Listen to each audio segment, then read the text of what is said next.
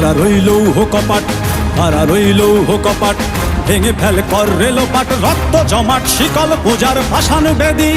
ওরে ও তরুণ ঈশান, ওরে ও তরুণ ঈশান, বাজা তোর প্রলয় বিষান, ধ্বংস নিশান উড়ুক প্রাচীর প্রাচীর ভেদি। 15 अगस्त 2025 79th स्वाधीनता दिवस। आज हम गर्व के साथ कहते हैं हम आज़ाद हैं, लेकिन ये आज़ादी इतनी आसानी से नहीं मिली। अनकही कहानियाँ, अनमोल कुर्बानियाँ और अनेक वीर विप्लवियों का खून, दर्द और अदम्य साहस के बदले हमारे सर के ऊपर आज ये स्वाधीन आसमान है। कलकत्ता एक ऐसी शहर जो सिर्फ चाय, काम और रसगुल्ला के नहीं, ये शहर है कहानियों का, कुर्बानियों का और एक ऐसी ताकत का जो ब्रिटिश राज को हिला दिया।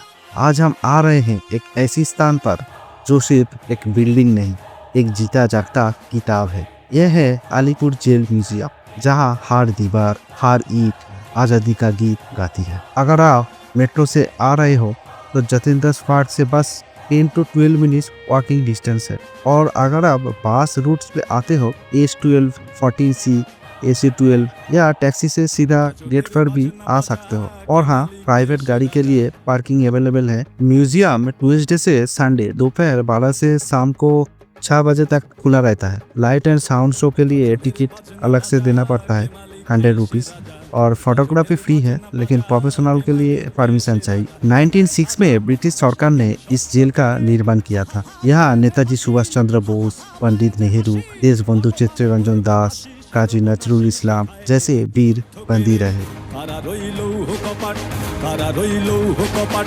ভেঙে ফেল কর রেলোপাট, রক্ত জমাট শিকল পূজার ভাসান বেদি। ওরে ও তরুণ ঈশান, ওরে ও তরুণ ঈশান, বাজা তোর প্রলয় বিষান, ধ্বংস নিশান উড়ুক প্রাচীর প্রাচীর ভেদি। কারা রইল কপাট, কারা রইল কপাট।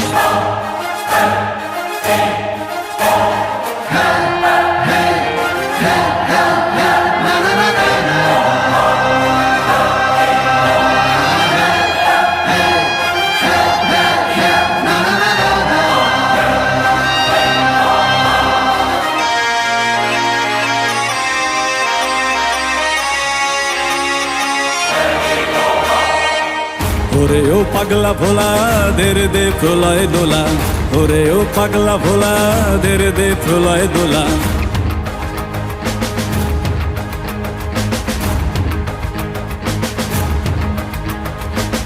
ওরে ও পাগলা ভোলা, দেরে দে প্রলয় দোলা। ওরে ও পাগলা ভোলা, দেরে দে প্রলয় দোলা। কারদ গোলা জোর সে ধরে হ্যাচকা টানে, মার হাক হই দড়ি হাক, মার হাক হই দড়ি হাক। 2019 में जेल बंद हुआ। 2022 में इसे म्यूजियम बनाया गया। गेट के पास ही मिलती है काजी नजरुल इस्लाम की करारी लोहो को पाट, एक प्रतीक जो टूट के भी आजादी का संदेश देता है। लेकिन ये सिर्फ एक स्वाधीनता का गीत नहीं, ये बंदी जिंदगी की वेदना और संघर्ष का एक अमर प्रतीक भी है। रोड के उस पर महात्मा गांधी की मूर्ति है और शहीद स्तंभ है, जहाँ लिखे गए हैं उन वीरों का नाम जिन्हें यहाँ फांसी दी गई। उससे कुछ ही दूर आपको दिख जाती है फांसी का वो मंच। हाँ, ये वही जगह है जहाँ अनेक क्रांति वीरों का आखिरी सांस इस दीवारों में समाया हुआ है। यही गूंजता था एक अमर संदेश, एक बार विदाई दिए माँ फुरी आसी, हासी हासी पूर्व फांसी। एक बार विदाई दे माँ घुरे आसी, एक बार विदाई दे माँ ঘুরে আসি। হাসি হাসি পরব ফাঁসি, দেখবে ভারতবাসী। আমি হাসি হাসি পরব ফাঁসি, দেখবে ভারতবাসী।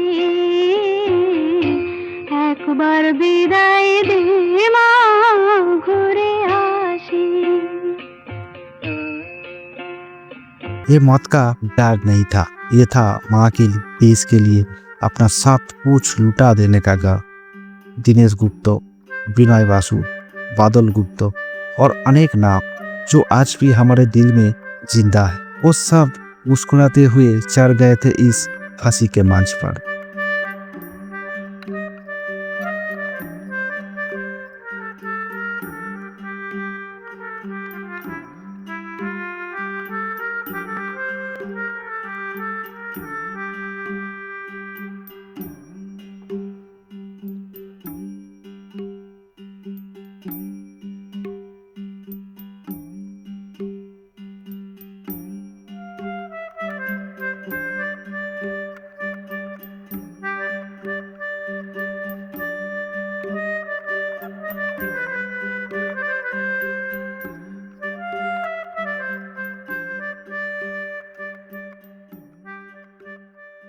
लोहे का दरवाजा खुलता, काट की सीढ़ियाँ चढ़ती, फिर गर्दन में डालती हुई और रस्सी। कुछ ही पलों में एक जिंदगी खत्म।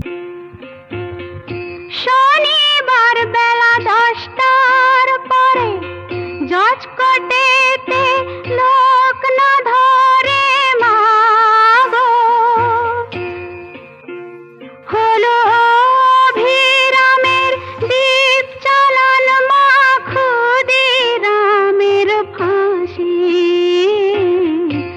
একবার বিদায় দে মা, ঘুরে আসি।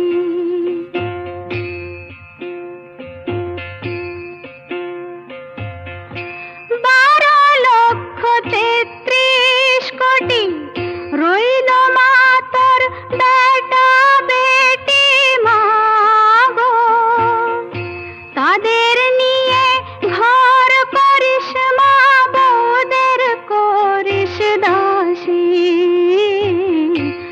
একবার বিদায় দে মা, ঘুরে আসি।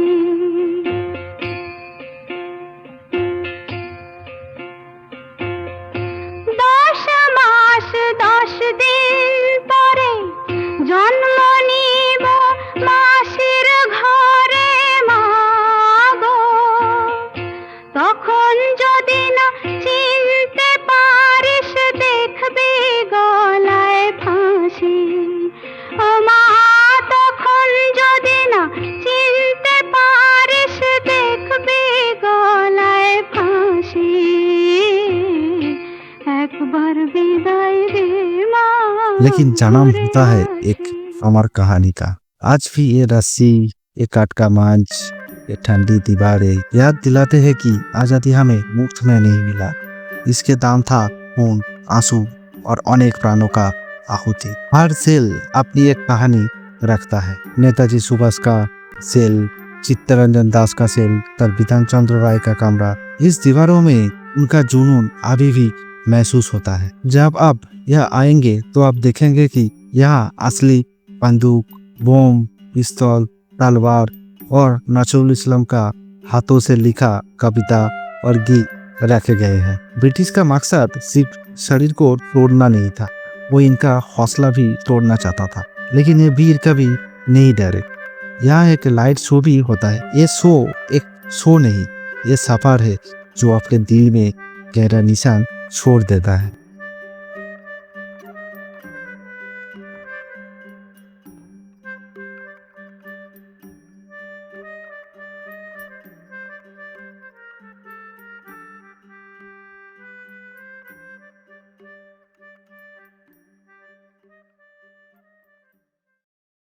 जरा आंखें बंद करो और सोचो, एक माँ जिसने अपने बचपन से लेकर हर पल अपने लाल को संभाला, आज उसी माँ को अपने लाल के पैरों में लोहा बांधा हुआ दिख रहा है। आंखों में आंसू, पर हाथों से उनका चेहरा सहला रही है। कह रहा है, बेटा वापस आ जाना। और बेटा चुप, बस माँ के हाथ को अपने हाथों से छू लेता है, क्योंकि उसे पता है कल सुबह उसके नाम से कहानियों में होगा।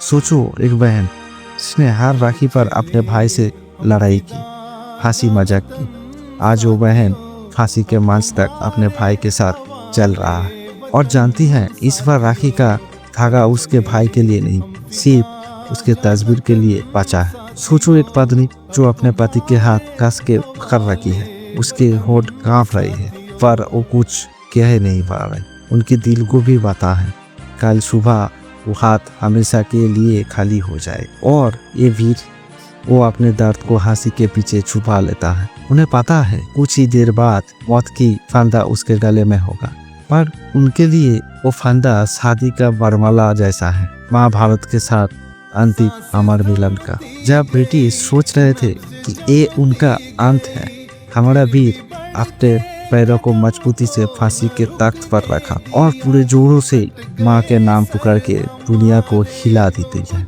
उनकी सांस रुकी, लेकिन भारत हमेशा के लिए सांस ले सका। आज तुम आज़ाद हो क्योंकि किसी ने अपना बचपन की खुशी, अपनी माँ की आशीर्वाद, अपने प्यार का साथ, सब कुछ तोड़ के तुम्हारे लिए कुर्बानी दी।